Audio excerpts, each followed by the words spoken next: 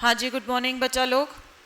आज हम शुरू कर रहे हैं स्टैटिस्टिक्स चालीसा नंबर 18, जिसमें आपको बहुत सारे क्वेश्चंस दिए जा रहे हैं। जो 40 क्वेश्चन हमारे एग्ज़ाम के अंदर आते हैं, उसमें से मैंने आप लोगों को बताया है कि अपने पास 100 क्वेश्चंस होंगे और उनके लिए हमको 120 मिनट मिलेंगे। तो पर क्वेश्चन 1.2 मिनट का टाइम एज सच हमारे पास होता है, लेकिन मैक्सिमम 1 मिनट से ज़्यादा किसी क्वेश्चन पे रुकना नहीं है, एक्सेप्ट अगर किसी की कैलकुलेशन थोड़ी सी ज़्यादा है। बस इससे ज़्यादा किसी क्वेश्चन पे अपना टाइम डिवोट नहीं करना है और किसी क्वेश्चन को ईगो पर नहीं लेना है, किसी चैप्टर को ईगो पर नहीं लेना है। चलिए क्वेश्चन नंबर 1 से हम शुरुआत करते हैं। The equation of 2 lines of regression is this and this, the correlation coefficient between x and y। तो एक इक्वेशन को आपको x ऑन y मानना होता है, एक इक्वेशन को आपको y ऑन x मानना होता है। तो इस इक्वेशन को हमने x ऑन y मान लिया, तो x is equal to -7 -3y upon 4 इस इक्वेशन को y ऑन x मान लिया, तो y is equal to -8 -3x upon 4। तो ये तो बहुत ही इजी क्वेश्चन हो गया, ओरल भी हो गया कि ये आपका माइनस का 3/4, अब आप करेंगे माइनस का 3/4 इंटू माइनस का 3/4 का रूट, तो माइनस का 3/4 ही आपका आंसर हो गया। तो C will be your answer. Covariance between 2 variable, correlation का फॉर्मूला था आपका क्या? Covariance upon standard division x standard division y। तो standard division x standard division y जो कि डिनोमिनेटर में होते हैं can't be negative, right. Both the standard division तो नेगेटिव होते नहीं है, लेकिन r आपका होता है पॉजिटिव, नेगेटिव और 0। तो फिर ये तीनों ही चीजें किस पर डिपेंड करेंगी? कोवेरियंस पर डिपेंड करेंगी। तो इसलिए आपका जो कोवेरियंस होता है वो पॉजिटिव भी हो सकता है, नेगेटिव भी हो सकता है और 0 भी हो सकता है। ये सब बातें वैसे हमने एज अ प्रॉपर्टी भी लिखी हुई हैं, लेकिन थोड़ा सा इस तरीके से अगर आप चीज़ों को रिलेट करते चलेंगे और जब भी आप बोलें तब भी इसी तरीके से रिलेट करके बोलेंगे तो आपको चीज़ें लॉन्ग टाइम तक ध्यान रहेंगी। और एटलीस्ट हमारा लॉन्ग टाइम हमारा एग्जाम तो है ही। The coefficient of regression BY(x) दिया हुआ है और फिर ये आपको u और v का रिलेशनशिप दिया हुआ है। तो आपको बताया था x सीरीज से u सीरीज बनती है, उसकी स्केल का नाम p रखा था, और y सीरीज से v सीरीज बनती है, उसकी स्केल का नाम q रखा था, और फॉर्मूला बनाया गया था BVU is equal to v u नीचे है तो p नीचे आएगा, q ऊपर आएगा, और BY(x). तो अब यहां पर देखें ये 1/2 तो है p और ये 1/3 है q। तो हमने यहाँ पर पुट कर देना है 1/3 नीचे 1/2 इंटू 1.2। इसको हम सॉल्व करेंगे तो आंसर आएगा B for Bombay 0.80। Next question आ जाते हैं। बैग कंटेन 5 रेड और 3 black balls and the second ball contain 4 red और 5 black balls. One of these bag is selected at random. दोनों बैग को सेलेक्ट करने का चांसेस क्या हो जाएगा? Half half. And draw a 2 balls from it. What is the calculation? 1 is red and 1 is blue. तो देखिए भैया, अगर फर्स्ट बैग सेलेक्ट करेंगे तो प्रोबेबिलिटी ऑफ रेड और ब्लू आने के चांसेस क्या रहेंगे?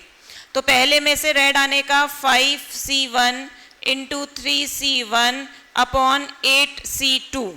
इसको हमने सॉल्व किया है, इसको हमने सॉल्व करना है तो ये आ जाएगा 15/28। फिर सेकेंड से हमारा प्रोबेबिलिटी ऑफ रेड और ब्लू आने का चांसेस, क्योंकि दोनों बॉल एक साथ निकालने वाले हैं, इस बैग में से भी और इस बैग में से भी। तो इसमें से रेड आने का 4C1, ब्लू आने का 5C1 और टोटल कितने हैं? 9। तो 9C1। इसको हमने सॉल्व करना है तो ये आंसर आएगा आपके पास में 5/9। अब आपको जो प्रोबेबिलिटी निकालनी है वो निकालनी है फर्स्ट बैग के साथ में रेड ब्लू आने के, या प्रोबेबिलिटी सेकेंड बैग के साथ में रेड ब्लू आने का। आ रही है क्या बात समझ में? राइट। तो फर्स्ट बैग आने के चांसेस क्या रहेंगे? हाफ। और उसका रेड ब्लू आने के चांसेस क्या हैं 15/28 या और सेकेंड बैग आने के चांसेस क्या है हाफ और उसमें से रेड ब्लू आने का चांसेस क्या है 5/9 और इसको हमने सॉल्व कर लेना है तो यह आएगा 15/56 यह आएगा 5/18 तो टोटल आ जाएगा 275/504 तो 275/504 A for apple is your answer. आई है क्या बात समझ में राइट तो ये थोड़ा सा little bit to be lengthy question आपका था। A purse contain 3 silver and 4 gold coins 3 silver and 4 gold coins and the another purse contain 4 silver or 3 gold coin. If a coin अब की बार एक ही coin select करना है selected at random for one of the two purses तो one of the two purses same ऊपर वाली कहानी हो गई हाफ हाफ हो गया दोनों का chances what will be the silver यानी कि priority of first and silver या priority of second purse and silver तो first purse आने की हाफ और उसमें से सिल्वर आने की 3/7 फिर सेकेंड पर्स आने की हाफ और उसमें से सिल्वर आने की 4/7 आ रही है के बात समझ में तो ये आंसर आ गया आपका 3/14 प्लस 4/14 यानी कि 7/14 यानी कि हाफ तो again A for Apple right clear है कि दोनों पर्स में से एक को सिलेक्ट करना यानी कि हाफ हाफ फिर उसमें से आपको क्या ड्रॉ करना है वो सिलेक्ट करना ठीक है चलिएगा आगे चलते हैं।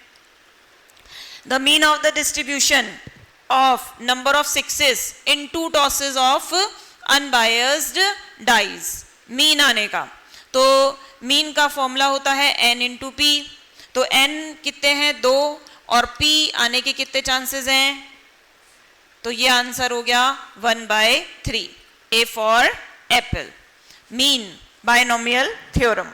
Next find the probability distribution क्या पता करना है probability distribution of number of sixes in throw of 3 dice यानी कि throw of 3 dice right तो यहां पर आ जाएगा 3C0 6 आने का चांस 1/6 की पावर 0 और 5/6 की पावर 3 फिर 3C1 3C2 3C3 तो यहां पर हमको 2 के बारे में पूछा है तो हम सीधा 2 का लिख लेते हैं दैट इज 3C2 1/6 की पावर 2 और 5/6 की पावर 1 और इसको अगर हम सॉल्व करेंगे तो आंसर आ रहा है 5/72 इसको हम कैलकुलेटर में सॉल्व करेंगे तो आंसर आएगा 5/72 जो कि मुझे यहां पर नजर नहीं आ रहा है।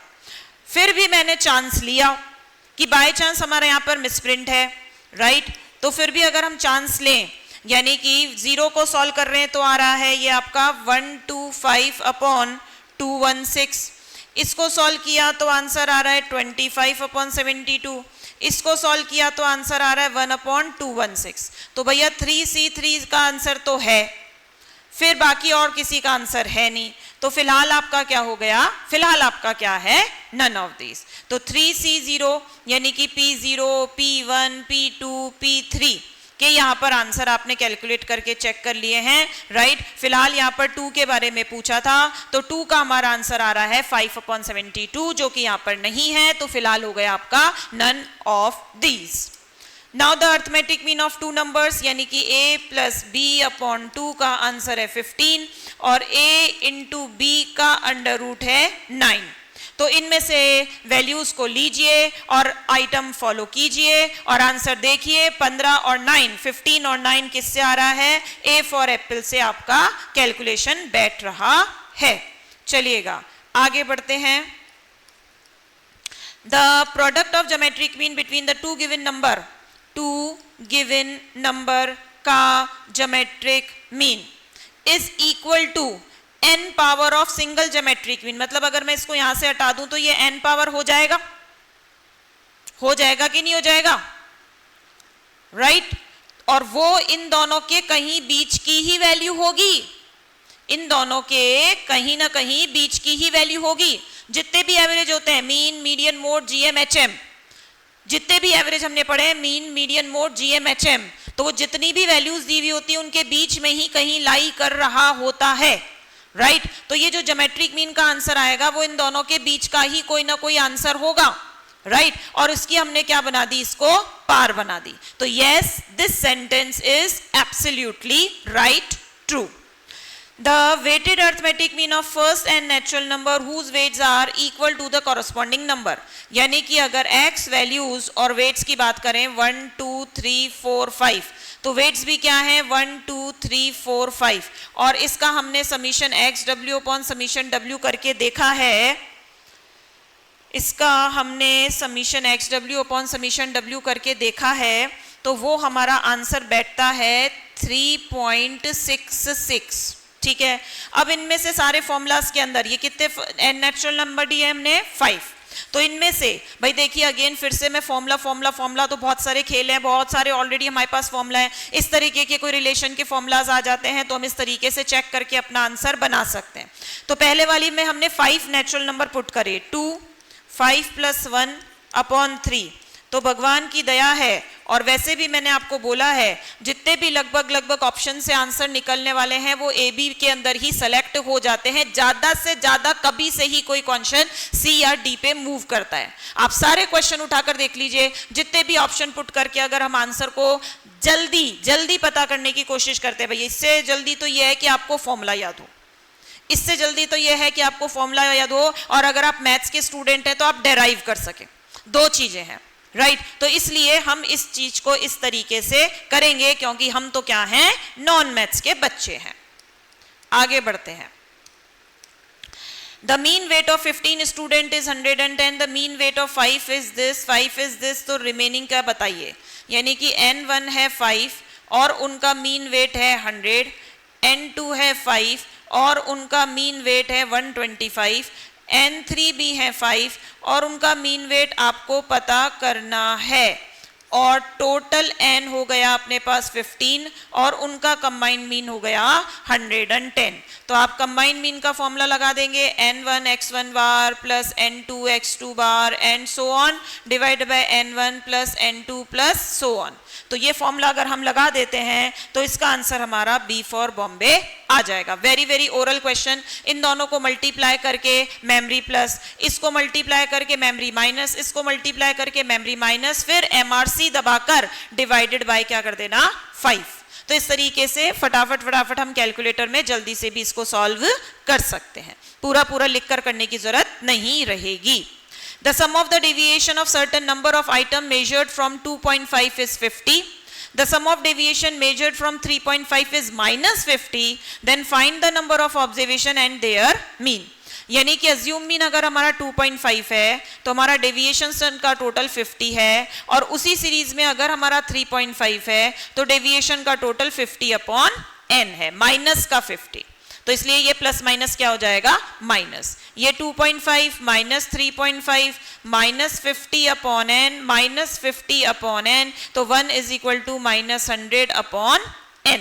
ये माइनस कैंसिल, तो यहां से n का आंसर आ चुका है आपके पास में 100 और फिर आपने पुट कर दिया 2.5 प्लस 50 अपॉन 100 का आंसर क्या आएगा, तो इट इज 3।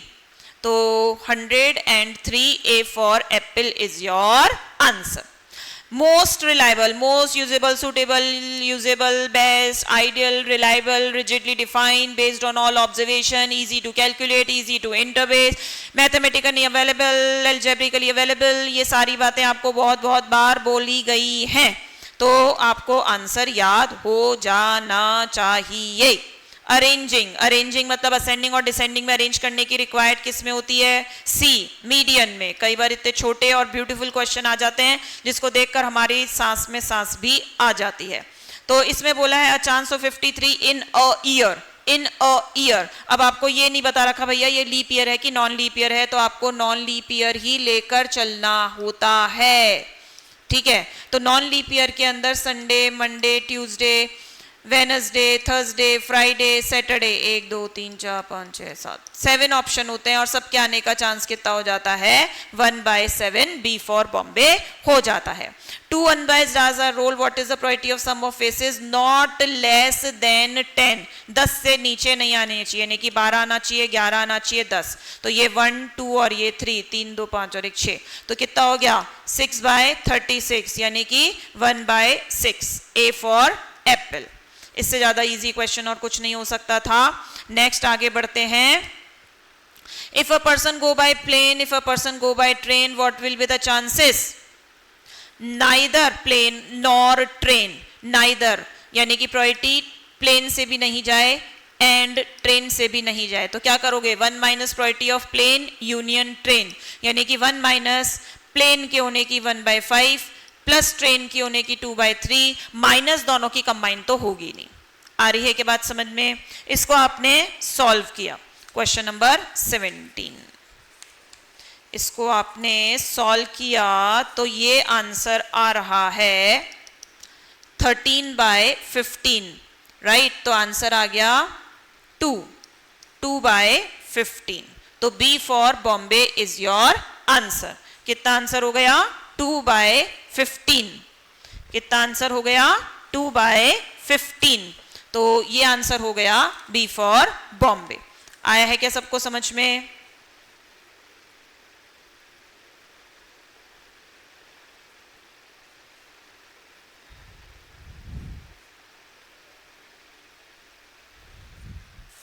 चलिएगा। अ card is drawn from a well shuffle pack of playing card, find the probability that it is either diamond और अ किल। तो probability of diamond, probability of king minus probability of diamond and king. तो diamond होने का chances 13/52, king होने का chances 4/52, diamond का king होने का चांसेस 1/52। तो ये हो जाता है 16/52 यानी कि 4/13। सी इज योर आंसर। क्या आंसर हो जाता है? सी। A problem is given statistics to the two student odd in favor solving the problem. A is to A naught, 6 is to 9. B against यानी कि B पहले नहीं होने की और बाद में होने की, यानी कि 12 नहीं होने की और 10 होने की। Now find the probability being the solved, यानी कि probability of A union B, या तो A सॉल्व कर ले या B सॉल्व कर ले या दोनों सॉल्व कर ले, या फिर हम कर सकते हैं 1 माइनस एक भी सॉल्व ना करे। तो 1 माइनस A सॉल्व ना करे, A सॉल्व ना करे, तो ये हो जाएगा 9/15 और B सॉल्व ना करे, ये हो जाएगा 12/22। इसको सॉल्व करेंगे तो आंसर आ रहा है 37/55, दैट इज 0.6727। तो ये आंसर हो जाएगा ए फॉर एप्पल। आया है कि सबको समझ में? क्लियर है? कुछ थोड़ी बहुत लिटिल ये कैलकुलेशन वाला पार्ट मैंने साइड बाय साइड में रख रखा है जिससे कि आपका टाइम ज्यादा टू यूज ना हो। मीन आपका दे रखा है 7, स्टैंडर्ड डिवीजन दे रखा है √8, यानी कि वेरिएंस हो जाएगा स्टैंडर्ड डिवीजन का स्क्वायर यानी कि √8 का स्क्वायर, यानी कि क्या हो जाएगा 8। अब आप देख सकते हैं कि बायनोमियल के अंदर हमने पढ़ा था मीन यानी कि NP always greater than variance यानी कि NPQ, जबकि यहाँ पर इसको 7 और यहाँ पर इसको 8 दे रखा है, तो इट इज फॉल्स स्टेटमेंट हो जाता है। चलिए, बहुत ही इजी सा क्वेश्चन है अगर आपको प्रॉपर्टी ध्यान है तो। नेक्स्ट है कि if the mean is x bar if all the values are multiplied by n+1, यानी कि y कैसे करी है x के साथ में n+1 को मल्टीप्लाई करके। तो अगर हम x बार रखें तो x बार को मल्टीप्लाई कर दीजिए n+1 से, तो C will be your answer. मतलब जो हम ओरिजिनल स्केल का प्रैक्टिकली A B C 2 3 4 ऐसा करते हैं, उन्होंने थोड़े से वर्डिंग्स में क्वेश्चन बना दिया है। नेक्स्ट है average age of 8 student increase by 1.5% is 65 replace by the new person, what would be the weight of the new person. देखिए भाई, देखिए न्यू पर्सन का वेट आपको पता नहीं है तो न्यू पर्सन को हमने x मान लिया। टोटल वेट इंक्रीज, क्या बोल रही हूं मैं, टोटल वेट इंक्रीज 1.5 से इंक्रीज हुआ है 8 लोगों पर, यानी कि 1.5 इंटू 8 टोटल वेट 1.5 पर पर्सन पे इंक्रीज हुआ है। तो टोटल कितने लोग हैं? 8 लोग हैं। तो टोटल 8 लोगों पे 1.5 के अकॉर्डिंग कितना इंक्रीज हो गया? 12 kg। अब बोला है पर्सन इज रिप्लेस्ड, कितनी केजी का पर्सन रिप्लेस किया है आपने? 65। और 65 पर्सन को रिप्लेस करके ऐसा बंदा लेकर आए हैं जिससे ओवरऑल 12 kg का इजाफा हो गया। यानी कि न्यू पर्सन का वेट कितना रहा होगा? 65 प्लस 12। कितना रहा होगा? 65 प्लस 12 यानी कि 77। इसमें कोई भी तरीके का आपका एज सच फॉर्मूला अपन नहीं लगा रहे हैं। It's just a general knowledge या लॉजिकल रीजनिंग जो LR अपन बोल सकते हैं।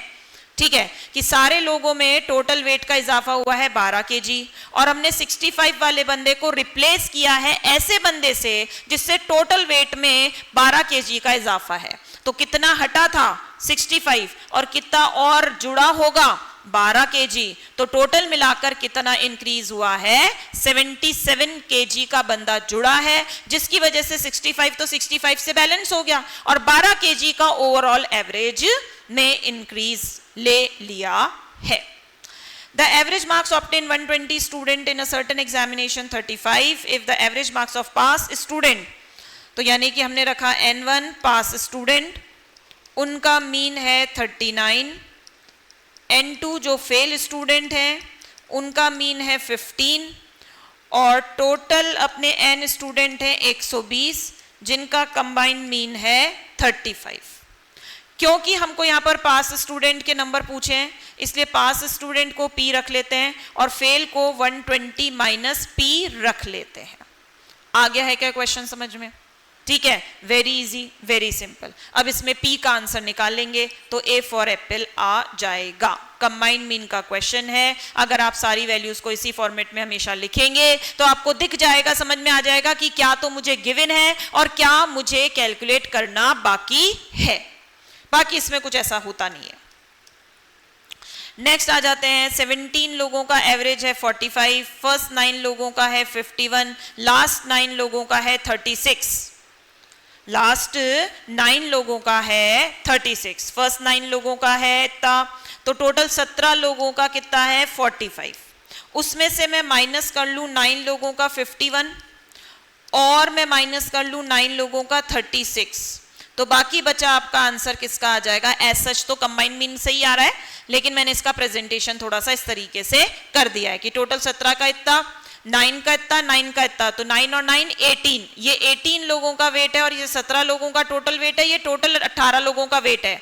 तो 18 लोगों में से 17 लोगों का वेट 18 पर्सन्स में से, उल्टा लिख दिया वैसे, 18 पर्सन में से 17 लोगों का टोटल वेट अगर हम माइनस कर देंगे तो 9th नंबर के बंदे का वेट आपके पास में आ जाएगा।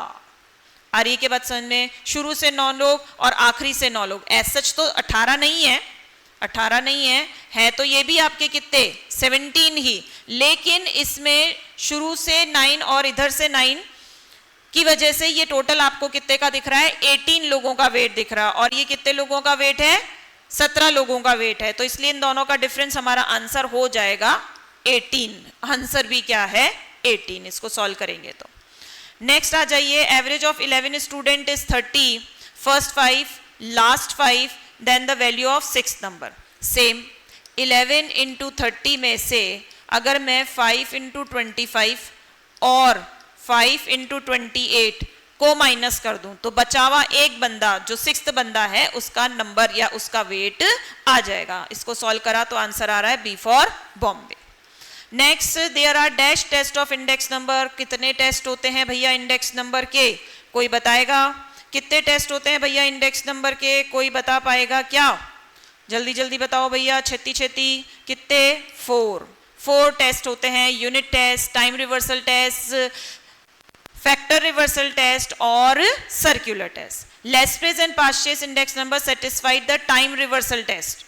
लेस्प्रेस और पास्चेस टाइम रिवर्सल टेस्ट को सेटिस्फाइड करते हैं।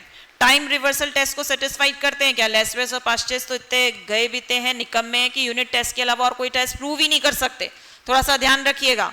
लेस्प्रेस एंड पास्चेज दोनों के लिए क्या है, यूनिट प्रूव करते हैं, ना ये करते हैं, ना ये करते हैं, ना ये करते हैं, क्योंकि लेस्प्रेस और पास्चेज ही ज्यादातर पूछे जाते हैं, लेस्प्रेस, पास्चेज और फिशर्स, राइट। तो लेस्प्रेस जो टेस्ट है वो टाइम रिवर्सल टेस्ट को प्रूव नहीं करता, ये बोल रहा है करता है, तो ये स्टेटमेंट क्या है, false. One card is drawn from a pack of 52 cards. Find the priority neither heart nor club. Priority of heart भी नहीं चाहिए and club भी नहीं चाहिए, तो 1 minus priority of heart and club, तो 1 minus priority of heart plus priority of club दोनों का intersection तो होगा नहीं, तो 1 minus 13/52 plus 13/52, तो ये आ गया half. A for apple is your answer। वैसे तो मैंने लिखकर दिखाया है, ये जस्ट अ ओरल क्वेश्चन है, हार्ट और क्लब टोटल मिलाकर 26 होते हैं, तो बाकी बचे 26, तो 26 divided by 52। 3 balls are drawn from a bag। हमारे पास बैग है जिसमें 6 ब्लू और 4 रेड बॉल्स हैं, total 10। What is the chance, 2 blue और 1 रेड। 3 बॉल निकाली है, 2 ब्लू आने की यानी कि 6C2 और 1 रेड आने की यानी कि 4C1 और टोटल 10C3। अब इसको सॉल्व करने की मेहनत मैं यहाँ पे नहीं कर रही हूँ, आंसर आ जाएगा 1/2C। आंसर आ जाएगा 1/2C। In a leap year, तो लीप ईयर के अंदर दो चांसेस होते हैं सबके पास 53 टाइम्स आने के। ओरल क्वेश्चन है, 2/7 इज योर आंसर। अगर आपने किया हुआ होता है तो ये क्वेश्चन ओरल ही होता है। ए और नहीं आता है तो ये क्वेश्चन कितनी भी जन्म लगा दीजिए सॉल्व कर ही नहीं पा रहे होते हैं। A and B are independent event and A this B this, तो A union B. Independent event का मतलब priority of A intersection B is equal to priority of A into priority of B. This is the meaning of independent. Question में mutually exclusive है, exhaustive है, equally likely है, independent है, dependent है, with replacement है, without replacement है। ये 7 wonders जैसे हमारे होते थे वैसे ही ये 7 आपके यहाँ पर भी क्या हैं, वंडर्स हैं जो आपको क्वेश्चन तक पहुंचाने के लिए हेल्प करते हैं, राइट। तो priority of A union B equals to priority of A plus priority of B minus priority of A intersection B. A है आपका 1/3, बी है आपका 3/4 और यहां पर हो जाएगा 1/3 इंटू 3/4। आ रही है क्या बात सबको समझ में? इसको हमने सॉल्व किया है, इसको हम सॉल्व करेंगे तो हमारा आंसर बन जाएगा 5/6। B for Bombay. 2 letters are chosen from the HOME home. Find both the letters are vowels. Both the letters are vowel. तो 2 vowel हैं और दोनों के select होने का 2C2 upon 4C2. That is A for apple 1/6. Both the letter will be vowel. Next आ जाते हैं, वही 2 लेटर चूज करना है, वही होम है। Find the at least 1 is vowel. At least 1 यानी कि priority of vowel and consonant या priority of vowel and vowel, ठीक है। तो पहली बार में वॉवल एंड कंसोनेंट आने की, तो पहली बार में वॉवल और कंसोनेंट आने का क्या रहेगा भैया, 2C1 into 2C1 upon 4C2 या और दोनों वॉवल, क्योंकि एटलीस्ट 1 है, एटलीस्ट 1 और 1 से आगे। एटलीस्ट का मतलब होता है मिनिमम से मैक्सिमम, तो मिनिमम से मैक्सिमम यानी कि 1 और 1 से आगे, 1 और 1 से आगे। तो 1 और 1 से आगे अगर हम चलेंगे तो 1 होगा और 2 होगा, क्योंकि यहाँ पे ज्यादा से ज्यादा 2 वॉवल्स हैं। तो ये हो गया 2C2 अपॉन 4C2। इसको पूरा सॉल्व किया है हमने और आंसर आ जाएगा 5/6 यानी कि A फॉर एप्पल। अब ये कॉम्बिनेशन सॉल्व करने का फॉर्मूला या विदाउट फॉर्मूला वो आप लोग कर सकते हैं। नेक्स्ट आगे आ जाते हैं, 2 letter chosen at random for the home. Find the priority that one of the letter selected should be M। तो M सेलेक्ट होने का तो 1 शुड बी, कितने 2 letters are chosen, 2 letters are chosen, तो एक तो M होना चाहिए, ठीक है। One of the letter selected should be M, तो एक तो M हो गया 1C1 और बाकी कितने लोग बचे 3, तो 3C1 और टोटल में से 4C2। आ रही है क्या बात समझ में? Question number question number 34। और इसको सॉल्व करेंगे तो कितना आंसर आ रहा है, हाफ, यानी कि बी फॉर बॉम्बे। जिसको सेलेक्ट करना होता है उसको अलग और बाकी सबको टोटल में कर देते हैं कंबाइन में। नेक्स्ट आ जाते हैं A and B are two mutually exclusive event. Again मैंने आपको बोला था 7 वंडर्स किसके, प्रोबेबिलिटी के। म्यूचुअली एक्सक्लूसिव होना, ओवरलैपिंग होना, डिपेंडेंट होना, इंडिपेंडेंट होना, विद रिप्लेसमेंट होना, विदाउट रिप्लेसमेंट होना, एग्जॉस्टिव होना, इक्वली लाइकली होना।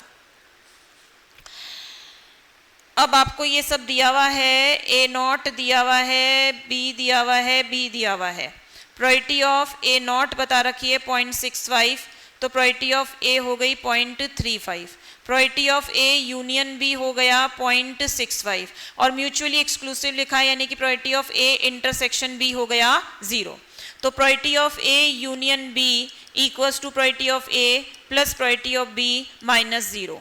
तो ए यूनियन बी बता रखा है 0.65 और ए है आपका 0.35 और बी का आंसर पता करना है। तो 0.65 इसको उधर भेजेंगे तो माइनस का 0.35, तो क्या बचेगा, सी 0.30। वेरी इजी क्वेश्चन, बस थोड़ा सा एब्रीवेशन पढ़ते वक्त आपको उसको लिखना कंपलसरी है। तीसरी चीज आपको म्यूचुअली एक्सक्लूसिव को समझना जरूरी है कि म्यूचुअली एक्सक्लूसिव अलग अलग जुदा जुदा, यानी कि इंटरसेक्शन आपका क्या होता आता है, 0 हो जाता है। Two regression coefficient B X Y और बी वाई एक्स, एक प्लस का एक माइनस का, कांट से, impossible, data inconsistent, not possible. ठीक है, तो फिलहाल क्या आंसर हो गया, none of these. The mean of the distribution, the mean of Poisson distribution 1.6, variance 2. It's it right? Poisson एक ऐसा ओनली सिंगल डिस्ट्रीब्यूशन है जहां पर कि मीन इक्वल्स टू क्या होता है, वेरिएंस। पूरी होल स्टैटिस्टिक्स में सिर्फ और सिर्फ एक पॉइजन ऐसी जगह है जहां पर मीन इक्वल्स टू वेरिएंस होता है। मीन भी एनपी, वेरिएंस भी एनपी। तो ये जो बात बताई गई है से ये सरासर झूठ बोल रहा है। The mean and variance of a binomial distribution 3 and 2, ये है मीन और ये है वेरिएंस। यहाँ पर सही है क्योंकि mean is greater than always variance. Find the probability that the variate take the values less than और इक्वल टू 2। चलिए पहले तो इसको सॉल्व करना रहेगा। इसको सॉल्व करते हैं, कैसे करते हैं, N P Q upon N P that is 2/3। तो Q का आंसर तो हो गया 2/3, तो P का आंसर हो गया 1/3 और 3 को इधर भेज दिया तो N का आंसर आ गया 3। किसी में भी पुट कर दीजिए, आइदर वेरिएंस में या मीन में, तो N का आंसर 3 3 जा 9, सॉरी 9 आ गया। अब बोला है लेस देन और इक्वल टू 2, 2 और 2 से नीचे, यानी कि P2 चाहिए, यानी कि P1 चाहिए और P0 चाहिए। तो इसको सॉल्व किया, 9C0 1/3 की पावर 0 फिर 2/3 की पावर 9 प्लस 9C1 1/3 की पावर 1 2/3 की पावर 8 प्लस 9C2 1/3 की पावर 2 और 2/3 की पावर 7। और इसको मैंने मेहनत लगाकर सॉल्व किया है तो आंसर आ रहा है ए फॉर एप्पल। वैसे ज़्यादा मेहनत का काम नहीं है, कैलकुलेटर उतारिए, टिक टिक टिक टिक टिक टिक टिक टिक करते जाइए, सारे आंसर आ जाते हैं। A dice is thrown twice. Find the sum of the number appearing observed to be 6. What is the condition probability that the number 4 has been appeared at least 1? Number 4 has appeared at least 1. तो यहां पर आपको लगाना है probability of 4 आने का when 6 आने का ऑलरेडी, तो probability of 4 and 6 upon probability of 6। तो 6 आने के क्या क्या चांसेस होते हैं भैया, जल्दी बताओगे क्या, 4 2 2 4 5 1 1 5 और 3 3। तो इसमें से ये तो हो गए टोटल मिलाकर 1 2 3 4 5, ये तो हो गया 5/36। अब इसमें से ऐसे कौन से हैं जिसके अंदर 4 आपको दिख ही रहा है, 4 आपको दिख रहा है, वो कितने चांसेस है, 2। तो ये हो गया 2/36। तो आंसर हो गया बी फॉर बॉम्बे 2/5। नेक्स्ट है म्यूचुअली एक्सक्लूसिव। म्यूचुअली एक्सक्लूसिव यानी कि अलग अलग जुदा जुदा, जो दो चीजें एक साथ नहीं हो सकती। हम पढ़ रहे हैं और फिलोसॉफी पढ़ रहे हैं, हो सकता है इंडिया में पैदा हुआ और वो इंजीनियर है, हो सकता है 16 साल का बच्चा है और वो सिंगर है, हो सकता है 15 साल का प्राणी है और वो वोटर है। तो इंडिया में तो नहीं हो सकता, क्योंकि 18 ईयर्स की एज पर ही हमारा वोटिंग राइट आता है। ओ चलिए खत्म हो गई है हमारी कहानी। Okay, bye bye. Have a nice day. All the best.